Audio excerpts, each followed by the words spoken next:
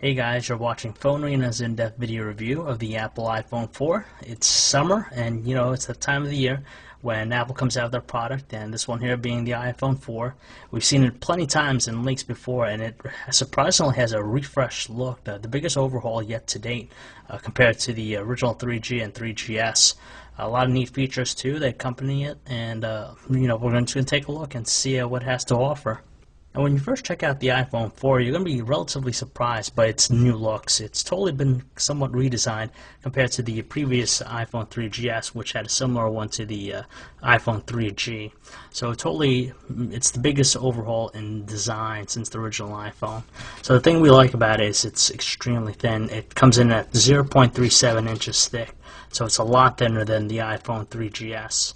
At the same time, we do like the choice of materials they use to make this handset. It has a really quality feel, premium in fact. You have this glass-like material on the front with an olefophobic coating, and the back too, same exact thing. It's very reflective, and it'll also attract a lot of fingerprints.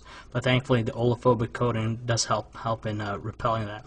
It also has a stainless steel brush band around the handset, which acts to be in the antenna as well to get you better service or connection, as Apple touted. And we're overly pleased with the nostalgic look of the handset. It feels good and has a really good weight to it, and construction, as always, feels fantastic with the device. Easily one of the best features that we love about the iPhone 4 definitely has to be its Retina display, as Apple likes to call it. Now, in fact, it's actually an LED backlit IPS display. It has a resolution of 960 by 640 with support for 16 million colors. So essentially what that does is it provides a lot of pixels per square inch. It also retains the same 3.5-inch display seen on other iPhones. And the reason that it's so highly regarded is because you could see text that are quite legible and very easy to read. When you compare something like the iPhone 3GS with lower resolution screen, you would clearly make out that the text on the iPhone 4 is a lot more superior than it is on the 3GS. Same thing when you load up a website. You can see our website from a zoomed out view. You could definitely read out the small fine print on the iPhone 4. At the same time, it also has pretty good viewing angles, so even in direct sunlight it handles well. And we also like the fact that it has that olefophobic coating to make it look pristine every time you take it out of pockets. Just like some of the high-end smartphones we've been checking out of late, the iPhone 4 also packs a front-facing VGA camera. Below the touchscreen, you have the usual home button, which is surprisingly a lot more springy than the previous one, the 3GS. The same thing applies to all the other buttons, the dedicated ones. The volume rocker are now separated, two separate buttons. You have also the vibrate switch on the top. You have the 3.5mm headset jack. That small hole is for the noise cancellation microphone. Dedicated power button. And on the right side, you just have the micro SIM card slot. At the bottom, you have the speaker and also proprietary USB charging port. And on the back, the only thing you'll see is just the 5-megapixel autofocus camera with flash.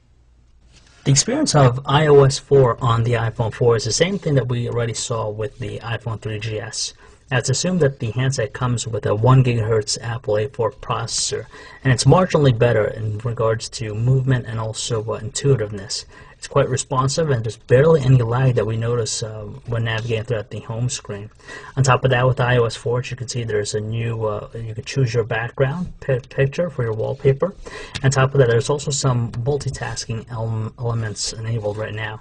And not all applications fully utilize it to its potential, but right now it just seems like more like a task or a quick menu bar to get you to different applications. As a whole, we do like the interface. The iOS 4 is just a refreshing new one compared to the original, and we're just happy to see that it still is quite peppy. There's no evidence of any lag, and it's a very easy platform to get adjusted to.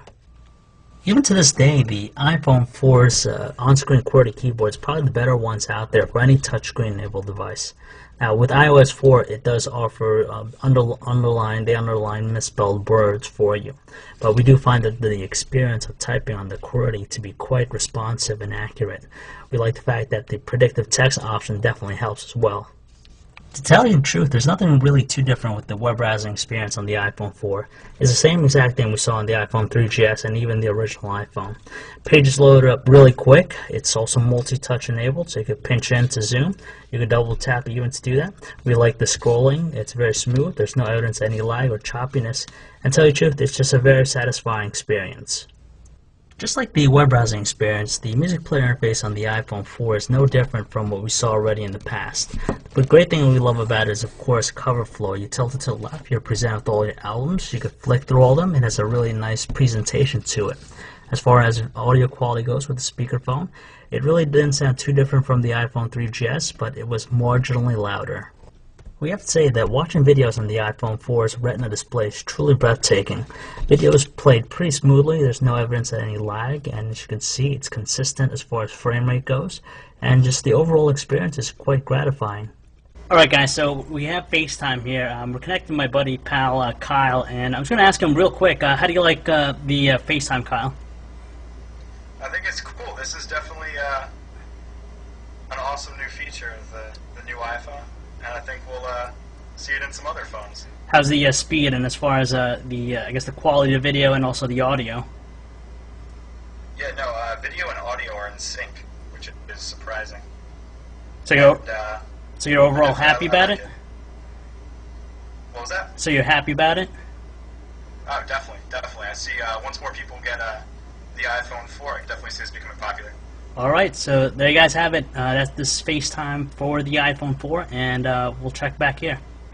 We're really content with the iPhone 4's 5-megapixel camera. It managed to produce some good photos outdoors in great lighting conditions.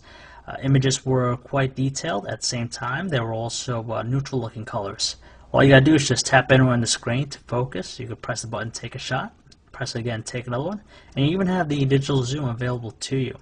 On top of that, the phone does well in low light conditions thanks to the lens and also LED flash, but when we use the flash, it tended to look a little bit more overexposed than anything else.